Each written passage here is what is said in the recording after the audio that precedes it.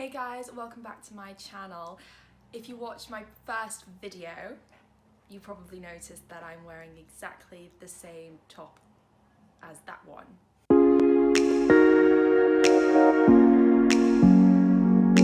But there is a reason for it, I promise. It's not weird, I do own clothes, although this is actually one of my favourite cardigans, but it's so that I can show you something easily, and this is the best top that I have for it.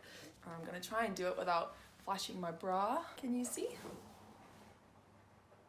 Hopefully. So basically, today I got my first dose of the COVID vaccine. I can say honestly that I haven't turned bright orange, nor have I lost a limb or grown a second limb, and I haven't gained any superpowers, which is a little bit disappointing. It's only been a couple of hours, who knows, I might wake up as Spider-Man tomorrow. What I'm gonna do now is go and get changed though out of this and into something which is a bit warmer because it's freezing. There we go, quick change, quick change. You might have noticed that I've swapped a slightly lower cut cream jumper for a slightly high necked cream jumper. I'm not really a colour person. White is good for me. Normally it's pretty much black and grey, so white is a bit more poppy. Anyway, so yes, I had the COVID vaccine. Was pretty much like any other vaccine. Hurts in my arm's a little bit sore. I haven't yet, fingers crossed, had any form of side effects, but they did put me in an observation room for 15 minutes after the vaccine just to make sure that nothing happened, which was a bit untoward. It was just all of us that had been vaccinated. We just sat there, read the little information leaflet about the ingredients and when we needed to go back for our second dose, which is 21 days, and just sat, chilled out, made sure that we were all fine, and if there was anything interesting that happened, they just check us over. After having the vaccine today, I thought that I would talk a little bit about the NHS, or my NHS experience through 2020. My story is a little bit different. When things kicked off in March, I was supposed to be going to Japan, and I was away from work for a couple of weeks. Well, supposed to be a couple of weeks. It was actually supposed to be 3 weeks. It ended up that I went on holiday to Wales for a few days, and then lockdown was announced on the Monday, and I came back on the Wednesday. At the time, there was so much uncertainty. I then got back, and my company called to say that they were looking to put people on furlough. I thought that I might be one of those people. However, it actually turned out that I was the only person that wasn't being put on furlough, and I was running my department. The reason for that is because I am the most senior dual clinician in my team. I spoke a little bit last time about prosthetics, but I'm also trained as an orthotist. I will do a video about orthotics. It's insoles, ankle foot orthoses, helmets, spinal. It meant that I could cover both the prosthetic department and the orthotic department. Initially, everything locked down.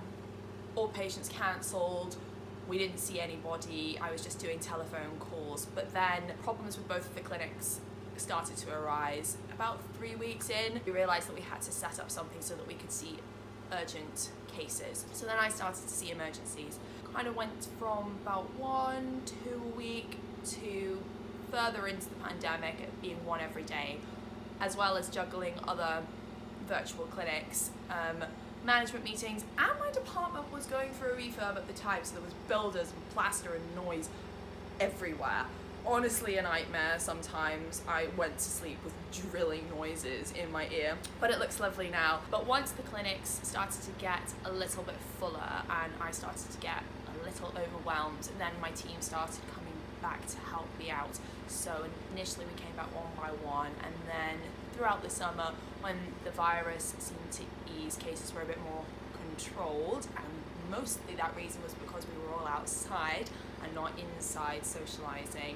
It was then much easier for the clinics to run normally. At the moment, we're starting to see an increase in people needing to be on ICU wards and also on ventilators. So it is becoming a little bit more tricky, and the trust are taking action. I have literally spent some of the day trying to figure out the outpatient departments because we don't want to close, but we now really need to scale back. COVID in general has been pretty exhausting. I'm not entirely sure how I see less people and still feel so tired, but I think it might be because on top of seeing patients and doing my general job, there's this whole other layer of admin which has been added into the role. We do so much admin now, and it's all for safety reasons. We have to make sure that we're documenting everything. The rooms are cleaned after each patient has been in them.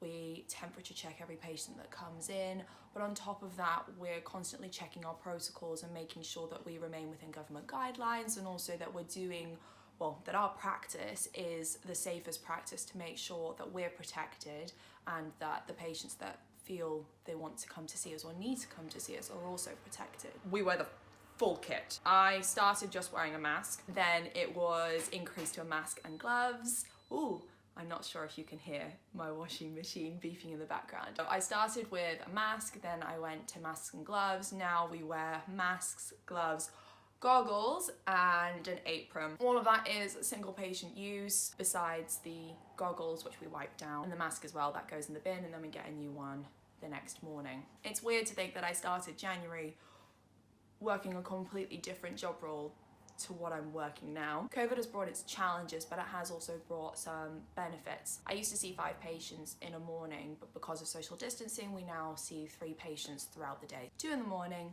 1 in the afternoon, no crossover. It's really, really nice to be able to spend 2 solid hours with a patient. COVID has also really nailed down how much I love my job and how important the work is that I do for my patients. It was really lovely just being able to speak to them over the phone when we reopened, telling them that they could come back in after such a long time, when some of these people have been waiting and isolating for months and months and months, and the excitement that they knew that they'd be able to get their legs sorted and that I would be a part of those changes to make their lives better. COVID did really impact a lot of our new patients though. Because we couldn't see them, we ended up with so many what we call primary amputees, so new amputees who ended up with flexion contractures, so their leg being bent, unable to fully straighten. Ow, that was the vaccine movement in my arm. I'm not doing that again.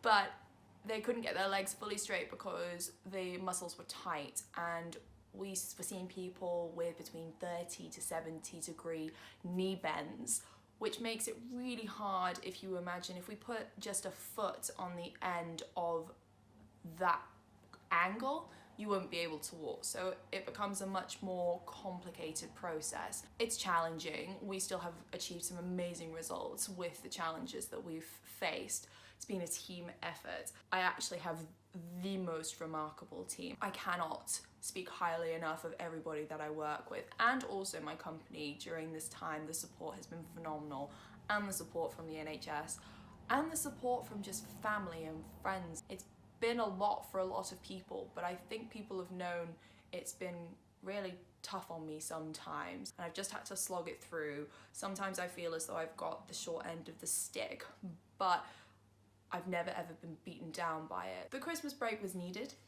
I really, really needed a break. I got a little bit worried that I started hating my job, but then the break really just cemented I don't hate my job. I just needed some time away from it to reset. I've been going solidly from March with not a full week's rest since March, and it was a lovely holiday in Wales, but not the most relaxing holiday in Wales when you've got a killer virus on the news that no one really knows much information about. And I was supposed to be in Japan, so that was a bit gutting all around. So yes, if the vaccine program starts coming your way, and if you watch this video, please go and get your jab. It's not that hard. It protects our families, it protects the elderly, it protects everyone that we're in contact with. It kind of hurts a little bit, my little knee movement. I promise that right now I feel pretty normal. If in 24, 48 hours I develop anything, I will hopefully be able to let you know. But hopefully it won't come to that. 99% sure.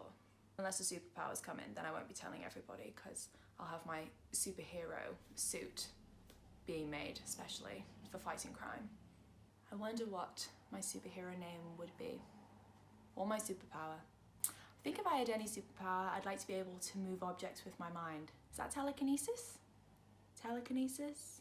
I hope so. I'm gonna have to Google it. I'm saying telekinesis. If not, the one that moves objects with your mind. If you like this video, then please like, comment, ask questions, suggest topics, subscribe. I'm really open to all ideas. Over and out.